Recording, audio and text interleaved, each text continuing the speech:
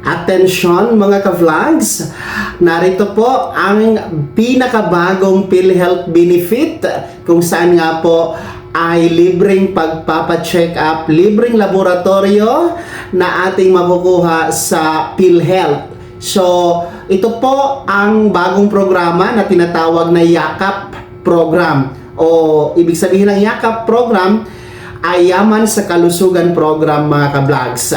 Ito po ang pumalit sa konsulta package ng SSS na programa. So kung paano po kayo maka-avail dito, sino-sino ang po pwede, ano ang requirements, at ano-anong mga sakit ang pwede dito, paano ang proseso at para makasama dito, pakikinggan po natin ang Corporate Marketing Department ng PhilHealth. Narito po, panoorin natin. Ayan, dun sa mga hindi pa nakakaalam, ano ba ang PhilHealth YAKAP?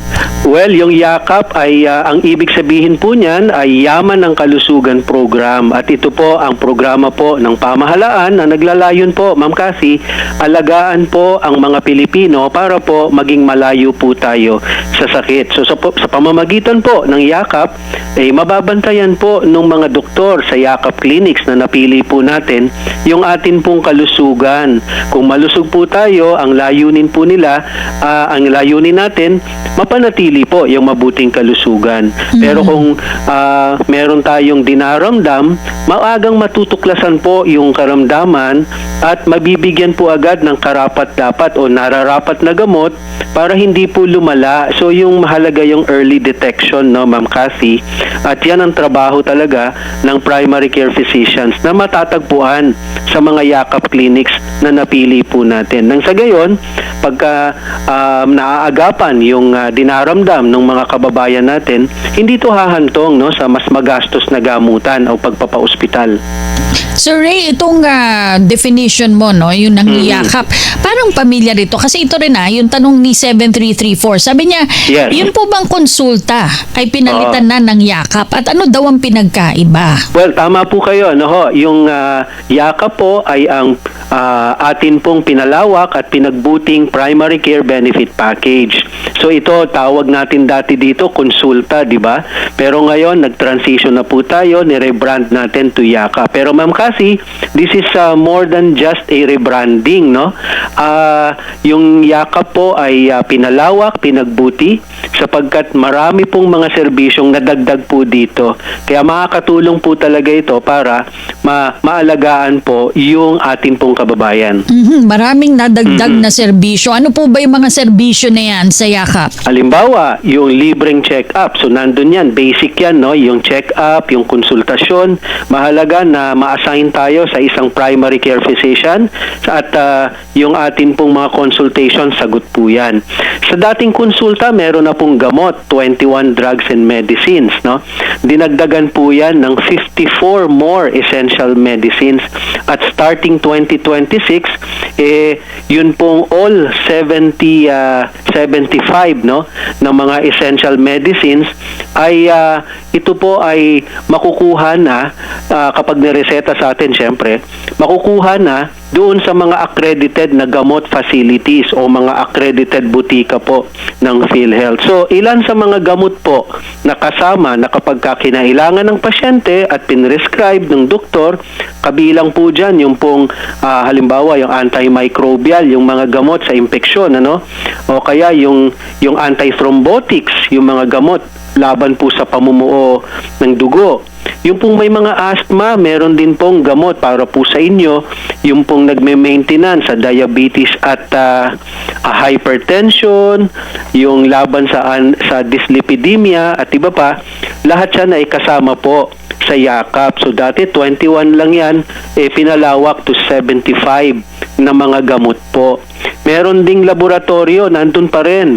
Yung pong mga laboratories like X-ray, ECG, yung pong FBS at iba pa, 13 in all na mga laboratorio ipapagawa ng libre sa pasyente kung kailangan at irerekomenda ng doktor. At ang maganda pa dito, Ma'am Cassie, yung pong maagang ma-detect kung meron pong cancer yung atin pong mga kababayan. So, sa ngayon, nagdagdag po ang PhilHealth ng 6 na cancer screening tests para po sa breast cancer, para po sa lung cancer, at pati po sa colon cancer. So merong 6 na screening tests. Libreng ipapagawa kung ire-refer ng doktor, kailangan ng pasyente, may risk siya, o hinihingi na nung kondisyon niya o nung edad niya, at libre po ito under yakap. Ako ba, Sir Ray, pwede mag-avail yan? Sino-sino ba yung pwede mag-avail? Lahat tayong mga Pilipino po ay covered po ng yakap, no? Ito yung itinadhana sa Universal Healthcare Law, Ma'am Cassie. Lahat ng Pilipino dapat ay ma-assign sa isang primary care physician. At yung yakap po, ang programa ng PhilHealth para po ma-connect yung mga Pilipino sa mga doktor para maalagaan po. So, ibig sabihin, may sakit ka man o hindi, pwede kang gumamit ng yakap. Ayan. So, paano po ba makagamit nito, sir? Oy, actually, maganda yung point mo kanina, Ma'am Cassie. Malusog man, wala mang nararamdaman. Kasi, baka mamaya, ang dapat natin i-correct, no, yung yakap, hindi lang para sa may sakit. Hindi lang po ito para sa merong nararamdaman na. Pagka wala tayong nararamdaman at malusog po tayo, dapat magpayakap din po tayo. Kasi ang layunin natin, Ma'am Cassie, di ba, ay kung malusog, manatiling malusog. Kung merong dinaramdam, maaga pong masusolusyonan para hindi lalala yung kanya pong karamdaman. So, ang tanong na ngayon natin, paano makakagamit, ano? Una, mahalaga po, registered tayo sa PhilHealth. Katunayan, meron po tayong PhilHealth ID number o PIN. Mahalaga yon kasi yung PIN ang kakailanganin po natin kapag gagawin na natin yung pagpili at pagpapatala doon sa yakap clinic na napili po natin. Basic po ito. Talagang kailangan po nating magpatala doon sa pipiliin nating yakap clinic. At paano natin gagawin ito? Pwede nating gawin yung pagpili at pagpapatala o pagpapa-enlist sa eGovPH app. So, ito pinopromote natin ito, Ma'am Cassie, kasi nga ay alam naman natin ang basis nito, nakakonekta to sa PhilSys, di ba? So, madali ang transaction po dyan. So, eGovPH app, pwede rin po sa PhilHealth member portal, i-access lamang po yan sa PhilHealth website. O kaya, pwede rin magsadya sa mga tanggapan ng PhilHealth sa buong bansa at i-assist po namin kayo sa inyo pong pagpili at pagpapatala doon sa yakap clinic na napili po ninyo. Kung wala namang PIN, syempre, the usual process, magparehistro muna sa PhilHealth para ma-issuehan namin kayo ng PIN. So, halimbawa ay nag-register ka na sa yakap. Ayan. Paano ka naman makaka-avail ng serbisyo? Madali lang, Ma'am Cassie, ano? Ang pagparaan lang ng pag-avail ay kung tayo po ay nakapili na at nakapalista na tayo doon sa yakap clinic na napili natin, dapat po mag-schedule na po tayo ng atin pong pakikipagkita doon sa primary care physician of doon sa yakap clinic, no? So, magsasagawa po sila ng health screening and assessment. May interviewin po tayo. Yun ang tinatawag na first patient encounter. Hindi pa yun yung konsultasyon, Ma'am Cassie. Ini-screen pa lang, no, yung pasyente, ini-interview para malaman kung ano yung kanyang health profile. At pagkatapos nun ay tutuloy na po yan sa mga schedule ng consultations. At doon malalaman, Ma'am Cassie, kung mangangailangan ba ng laboratorio yung pasyente, depende dun sa pagsusuri ng doktor, o kaya kung kailangan ba niya ng gamot, o kailangan niya ng cancer screening. Lahat kasi ay gagawin, no, didesisyonan ng primary care physician na nandun sa yakap clinic. Okay, Sir Ray. So, kailangan pala ganun ang gagawin. Wala namang dokumento na kailangan i-submit? Wala po, Ma'am Cassie. Ang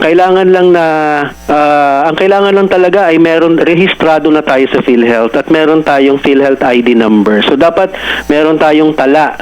So, itabi po ninyo yung inyong PhilHealth card, no? Sapagkat doon nakalagay yung ating PIN. So, yan yung ating kakailanganin para po makapag-pili at makapag-enlist doon sa yakap clinic na napili po natin.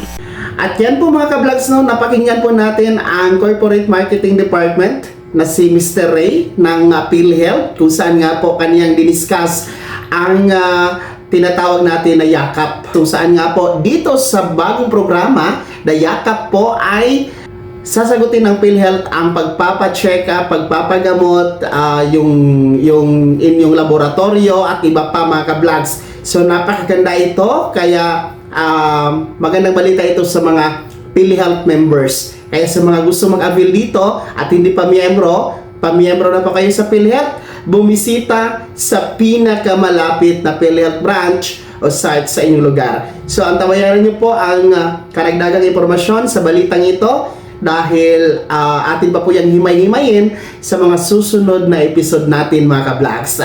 Kaya kung hindi ka pa nakasubscribe dito sa aking YouTube channel, subscribe nyo na at pindutin ang notification bell, ilagay sa all para una ka sa mga balitang may kinalaman sa PhilHealth benefits. Maraming salamat po mga ka-vlogs sa panonood. God bless us all.